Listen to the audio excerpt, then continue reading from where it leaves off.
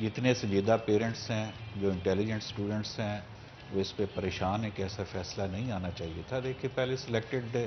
جو سبجیکٹس ہیں ان کا امتحان لیا گیا، اور اس میں بھی انہوں نے ایک بلنڈر کیا کہ جو ضروری مضامین تھے، جو کمپریہنسو قسم کے ہمارے سبجیکٹ تھے، ان کو چھوڑ کے جو الیکٹو سبجیکٹ ان کا امتحان لیا گیا۔ اور اگر امتحان انہوں نے لے ہی لیا تھا، وہ بھی 4 مضامین کا،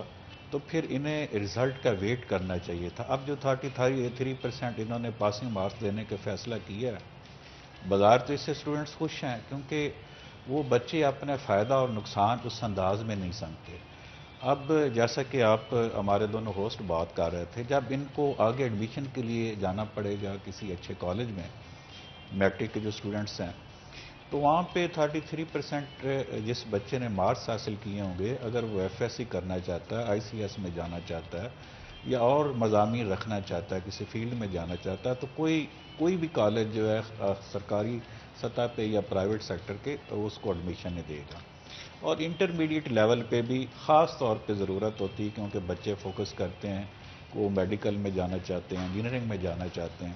اب جتنی بھی یونیورسٹیز ہیں، انہوں نے اپنا جو سافٹ ویئر ڈیزائن کیا ہوا ہے کہ جن بچوں کے مارکس 45%، ایون کے کچھ سبجیکٹ ایسے ہیں جن میں منیمم 50% مارکس حاصل کرنا ضروری ہے۔ اب وہ سافٹ ویئر اس طرح کا ہے کہ بچے اپلیکیشن ہی نہیں دے سکتے، اپلائی نہیں کر سکتے ایڈمیشن کے لیے، اور ان کا پھر یہ سال ضائع ہوگا۔ اور بہتر یہی تھا کہ رزلٹ آتا، اگر بچے اس میں فیل ہو جاتے تو پھر ان بچوں کو ایک دوبارہ موقع ملتا، یہ رپیٹ کرتے، تیاری کر کے آتے، محنت کرتے، اور پھر اچھے مارکس حاصل کرتے، تاکہ جو آنے والی زندگی ہے وہ ان کے لیے آسان ہوتی۔ تو اب تو یہاں اگر پہ ایک ان بریک لگ مارکس گئی۔ کے رہتے ہوئے اگر فار ایگزامپل 33% دے کے مارکس پاس کر دیا جاتا ہے بچوں کو، کیا وہ دوبارہ رپیٹ کر سکتے ہیں اگر وہ چاہیں تو؟ یہ رپیٹ تو کر سکتے ہیں، اس میں تو کوئی اس طرح کی ممانعت نہیں ہے کہ وہ بچے رپیٹ نہیں۔ عام طور پہ جن بچوں کے مارکس کم ہوتے ہیں وہ ریویژن کرتے ہیں، جو چاہتے ہیں کہ ہم نے ریویژن کے تھرو محنت کے ساتھ ہم نے آگے بڑھنا، ہم نے اچھے مارکس حاصل کرنے، اس حوالے سے کوئی ممانعت نہیں ہے۔ اور پیرنٹس کو آپ کے پروگرام کے توسط سے میرا یہی مشورہ ہوگا، اور اسٹوڈنٹس کے لیے، کیونکہ وہ ہمارے لیے بچوں کی طرح، کہ خدا نخواستہ اگر آپ اس صف میں کھڑے ہوں